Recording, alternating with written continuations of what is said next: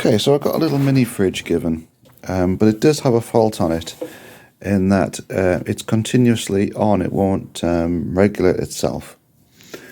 Now, I've taken had a look at the thermostat. I was kind of hoping it was just the electrical contacts were stuck together, but it appears that what in fact happened is that this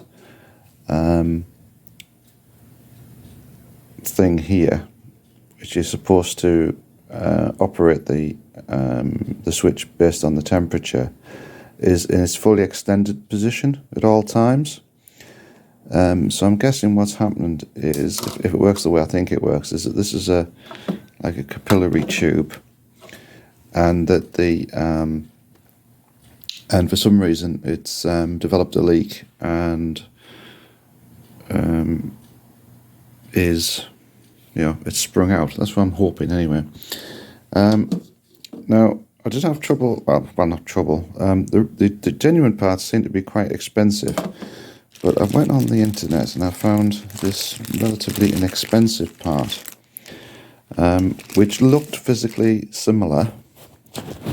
Hang on.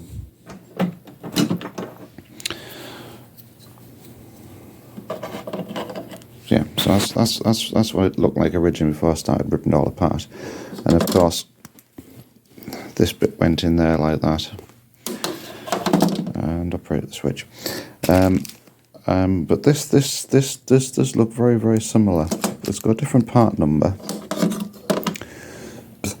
This is a 14A, this is a 20. But I thought for the price of it was worth an experiment. So I'm going to try and put this in and let's see what happens. Well, it does sort of kind of fit in the hole. I wonder if the knob fits. Yeah, even that works. You can hear the switch operating as well when you put it fully off. So that's good. Right, time to put it back in the fridge. Okay, so I've got that back in where it belongs. Being very careful not to overstress the thermocouple. Now, I haven't actually mounted the thermocouple yet because the original thermocouple was strapped to the freezer part of the fridge.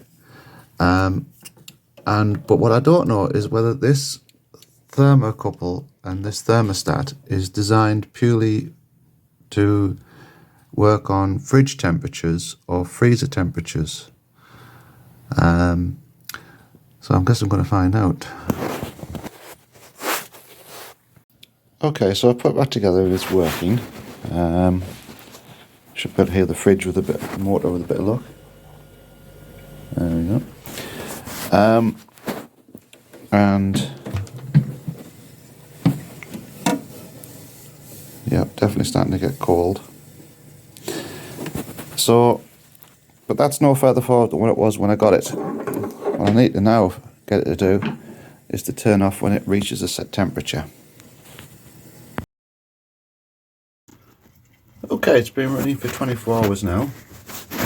It's keeping the liquids cool but not frozen, which is good.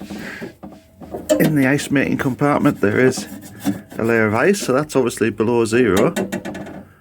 So the way I see it, that's working.